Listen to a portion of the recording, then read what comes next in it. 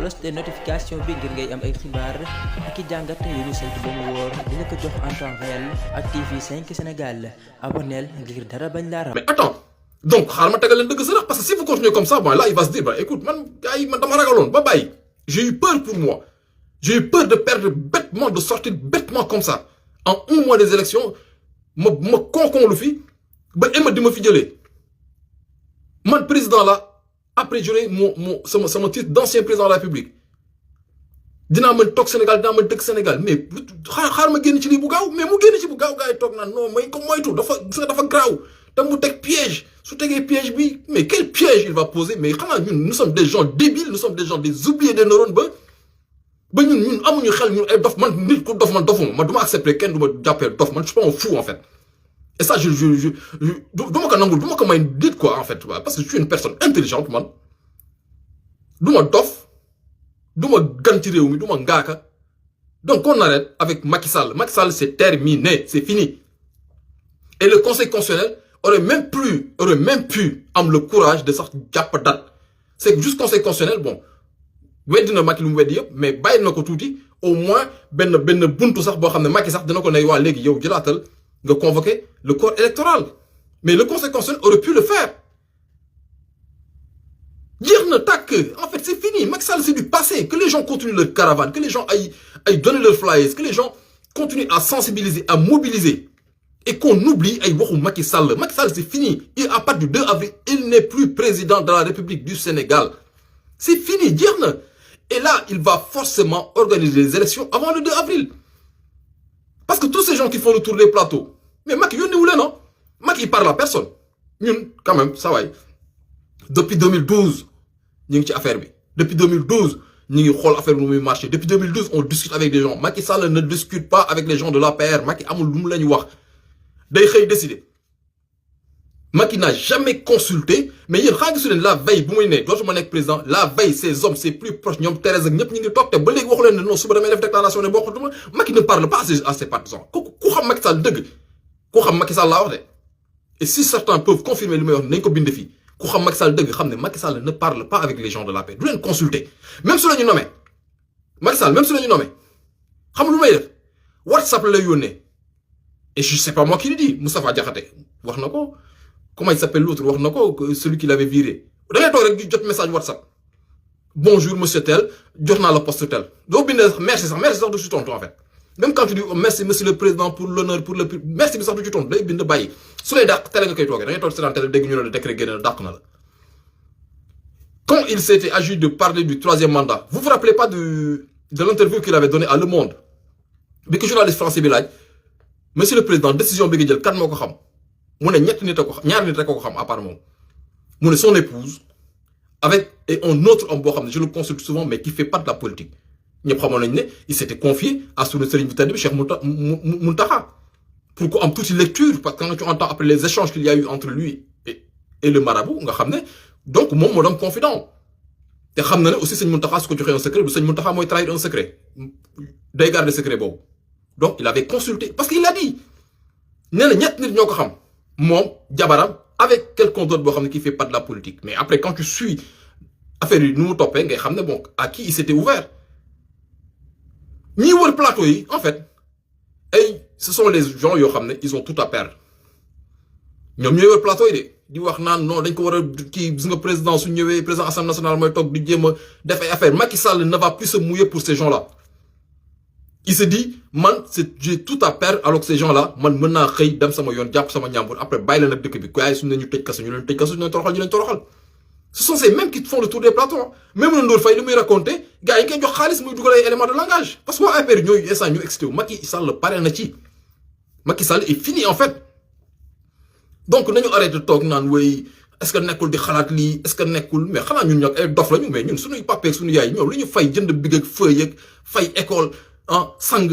solol yére passé yére peñe ngay jàngi nekkatu ñun kon on sert à rien en fait quoi ñun papa Macky Sall daal ak yaay Macky Sall donc fi am doom boo xam ne solol nañ ko yére solol ko tubéy di ko passé ak di ko peñeek di ko diw muy diwoog di ko fompal tànk ñooñu daal ñu seen wéjur rek baax si réew mi ñun suñu wéjur du ñu tous si réew mi quoi tekkiwuñu fi dara ils ont perdu du temps avec nous quoi c'est ça qu'on est en train de nous expliquer quand même mais qu'on arrête avec ça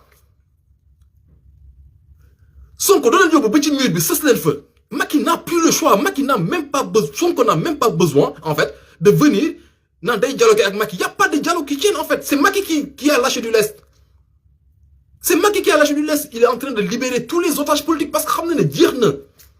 C'est fini. Vu que c'est fini, ben je relâche toutes les personnes qui m'ont parce que j'avais un projet bien défini. Ce projet, vu que j'ai pas atteint mon but, mais atteindre son but, mais je laisse tout le monde rentrer chez soi, c'est tout. Suñu xëyee ne bàyyi nañu Sonko bu gars yi xalaat dafa waxtaan ak Sonko ne ko waa gis nga su ma la bàyyee après xoolal yow boo nekkee président man naa la baal Macky gis nga Marème sax naa ko joxaat passeport gis nga même Amadou projet yu mu yoroon sax man Sonko dinaa ko bàyyi mu continuer mais Sonko ne va même pas discuter de cela avec Macky Sall. Sonko n'a rien à dire à Macky Sall amuñu lu ñu wax parce que c'est fini gars yi c'est fini jeex na lu jeex na aussi. Qu'on arrête xam nga tout ce temps là xam nga gars yi c'est que dañu bëgg a wex lu jaay xam-xam fii man du ma bokk ma ci nit yooyu moi je fais pas partie de ces gens. Après, s'il y a des gens qui se sentent si minables, hein,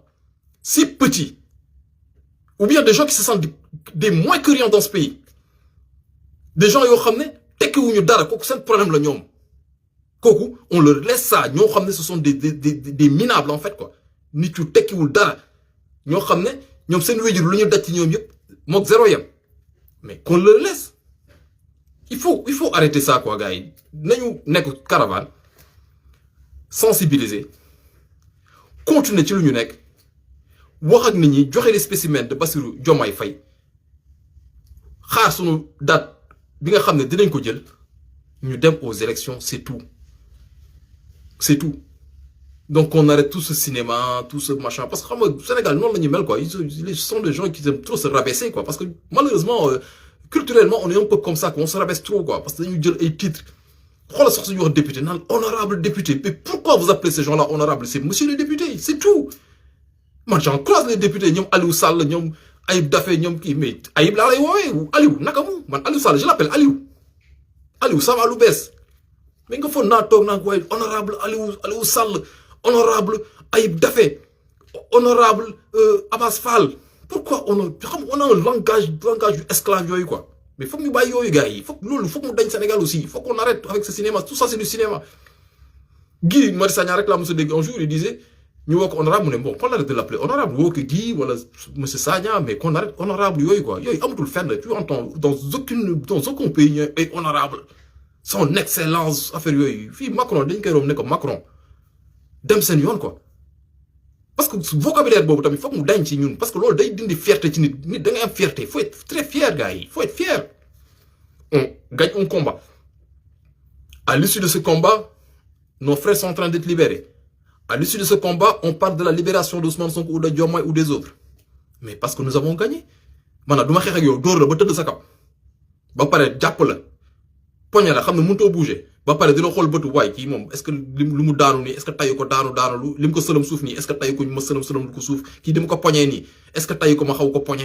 yaa ngi ko poñe sëlam ko daan ko toog ci kawam di naan café mais wala nga naan sa café xam ne kii doon nga ko mais nga toog fa naan kii nu ma ko dóoree nii mu tëdd est-ce que nu mu ko sëlamee nii est-ce que tayu ko sax fekk yaa ko sëlam yaa def loolu yëpp de mais toog di jéem a expliquer affaire yi quoi xam nga gars yi ñu mën a garaaw Maintenant, on a vu nos frères d'étudiants parce que je vois beaucoup de débats autour. Est-ce qu'ils doivent parler ou pas? Ça, j'en sais rien.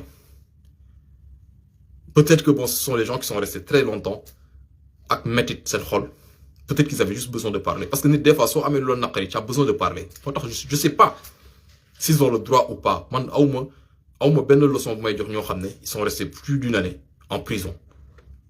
Parce que des fois, en fait. Parce que soit gisee toi bi di consulter des psychologues des trucs parce que tu as besoin de parler parce que wax boobu ngay waxee ne day gifal sa xol moo tax nañ leen comprendre gars yi ils sont combien à être sortis depuis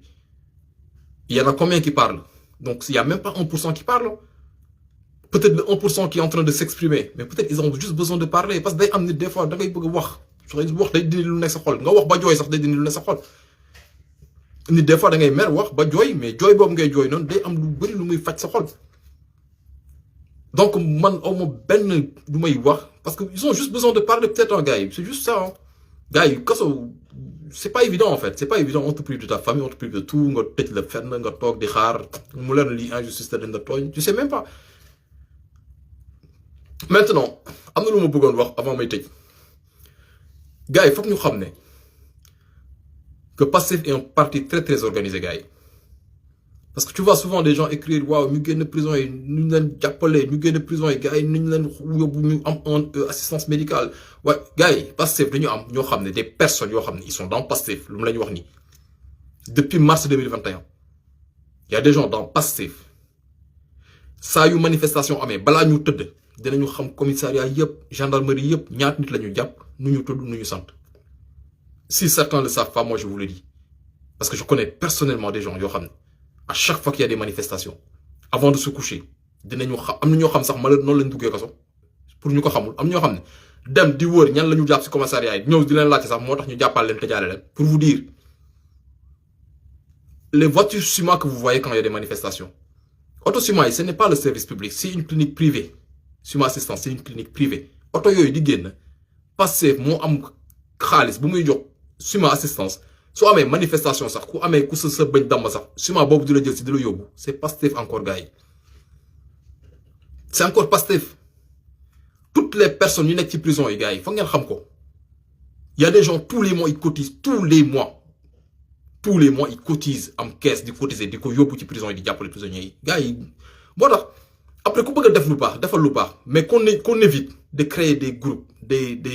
ay créer benn affaire nii benn xawma wave benn compte wave ne nañu dugal fii xaalis jàppale prisonniers bu ko kenn def man j'ai jamais donné un seul centime à quelqu'un qui me dit waaw grand tel gars yi dafa am problème nañu jàppale kii parce que y a une caisse bu waa Pastef yor képp ku ñu jàpp peut-être mu am ay ratage ñoo xam ne bon peut-être dañu jàll entre xamuñu leen mais en général xam nañu ñëpp am une caisse di fa dugal tous les mois di jàppale les prisonniers ñi nga xam ne ñoo newoon ci prison yi donc on évite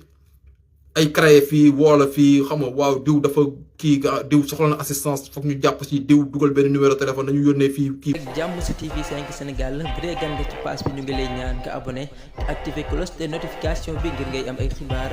ak i jàngat yu ñu saytu ba mu wóor dina ko jox en temps réel ak TV 5 Sénégal abonneel ngir dara bañ laa raw.